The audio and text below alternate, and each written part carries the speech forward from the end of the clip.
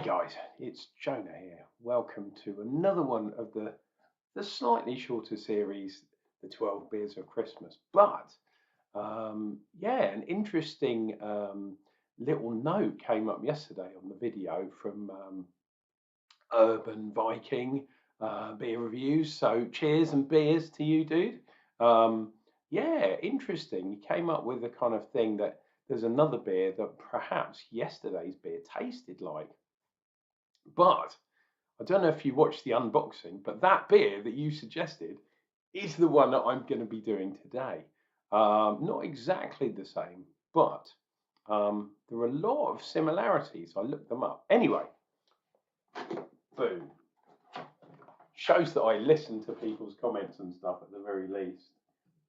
Put it in here, didn't I think? Yes. So here is the next brew, Clockwork Tangerine Session IPA at 4.5%. And that's the first difference. This is a session IPA. The other one was full-on IPA. But sessionable synchronicity, easy for me to say. But they both have Simcoe hops in. And from what I understand, Clockwork, that's this beer, only has Simcoe in, but it also has tangerine flavorings, whatever that means. I'm assuming they're natural, like a tangerine derivative or something. Not 100% sure. We'll have a look on the back in a minute, but this is today's beer. So yeah, thanks, man, for highlighting that, and I wouldn't have noticed otherwise, and I probably would have come across this beer later on and gone, hang on, that's weird, that's like that one I had right at the beginning.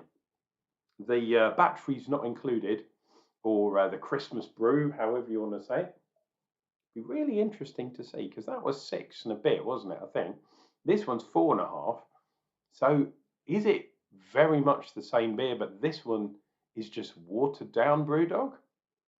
I wouldn't put anything past them, but let's see what we get.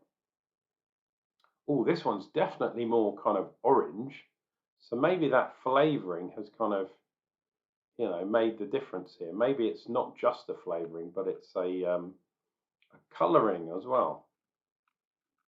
That wouldn't surprise me. And wow, look at that. There is, first of all, there's a load of fizz in there. Oh, very clear, like the previous one. But look at that head, dude. That's like over 2 fingers head. And this is a reasonably small schooner type glass. Bigger than that other glass I had, but not by much. Right, let's do a nice photo. Let's try and, yeah, we've got to get that in as well. Ooh, ooh, there we go. Something like that. Got to work out the angles for this one. There we go. BrewDog, Clockwork Tangerine. It's a play on words. It's supposed to be Clockwork Orange, obviously, but this one's Tangerine. Look at that. It's still going. And I'm pretty sure, is this a nucleated one? I don't think it is. Oh, and for those of you, there's old Santa. The old mucker resembles me, but I've still got a bit of brown or black in my beardage.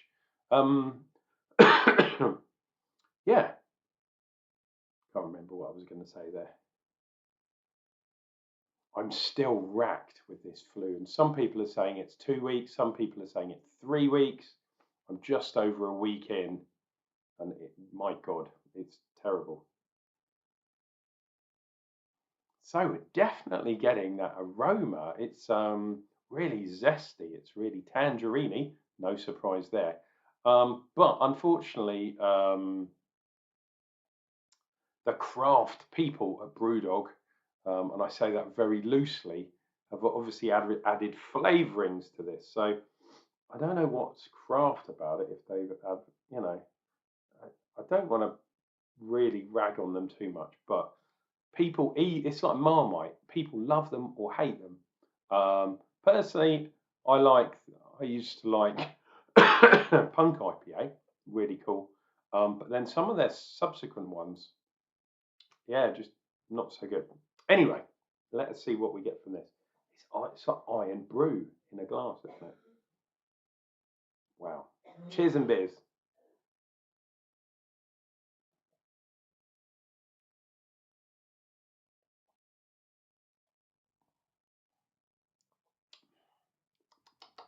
Okay, so first thing, it's a lot lighter than yesterday's brew.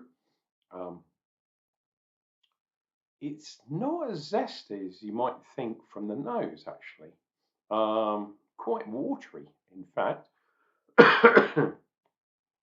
Yeah, the aroma, maybe the additions and stuff were purely for the aroma. There is a little bit of zest in there. It's a little bit of juiciness too. Like I said, the hops in here are Simcoe hops. So that usually gives a bit of that kind of juiciness. But because this is watered down so much, and I very much suspect it's watered down, and then they've had to put flavour back in, hence the addition of, yeah, the flavourings and stuff. It's just really thin, quite watery.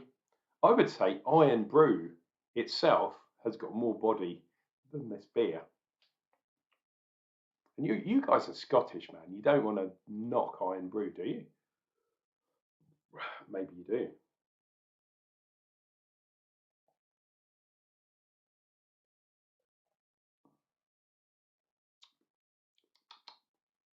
Yeah, I remember when a while ago when I first got diagnosed with cancer, and that was back in 2021. I made an effort not to drink so much, or I kept drinking. But what I did was I tried a lot of alcohol-free or low alcohol beers, and BrewDog were one of those companies that jumped on that bandwagon. And not being funny, but this kind of tastes like one of those. It's like a hot, watery kind of thing, but it's 4.5%, which is just blows my mind. It doesn't taste like it's got that much alcohol in it, which is really weird. Um, yeah, it's like watered down juice. Do you know what I mean? I would say, oh, it's like hop juice, but that's an insult to juice and to hops. Because this is so watery. That head, though, I mean, they've done something there. I wonder if they carbonated it as well. Force carbonated it, I mean.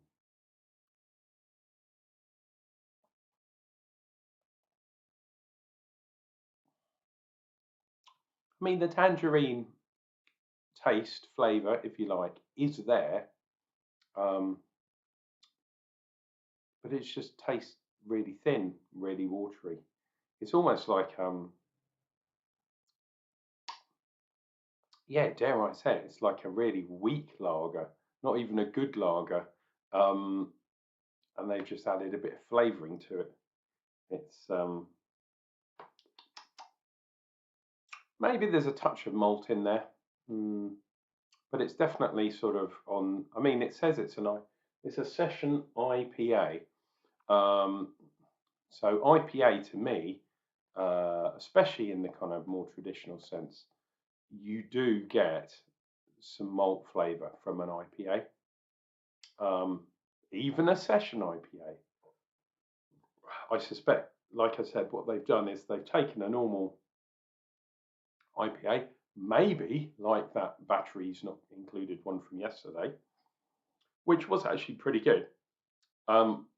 Watered it down a lot, and then added some flavouring back in, which is weird because 4.5% is not that weak.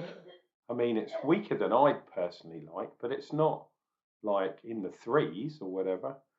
I think there is another beer in here that's under 4%, which is crazy. But we'll see how that compares to this.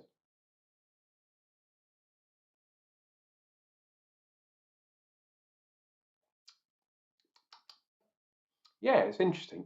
I think perhaps related, but maybe not because yeah, the malt bill just isn't there at all. which is crazy for an IPA. But this just goes back to me. Is a session IPA really an IPA? I don't think it is. There is no such thing as a session IPA. If this just said pale ale, it would be weak for a pale ale as well. Absolutely ridiculous. Anyway, that is day number 2 done. I know I did quite a few beers yesterday, or recording beers. Probably venturing out of the house, first time in a week. I go down the pub. So if you want to see what I'm drinking down there, you'll have to get me on Untapped. My link to Untapped is down below, and feel free to send me a friend's request. Otherwise, do all those YouTube good things like and subscribe and all that kind of jazz that everyone says. Does cheer me up, but it's entirely up to you. But hopefully I've entertained you, and I'll be back with another beer review. Another one coming from this box, actually, and that's going to happen real soon.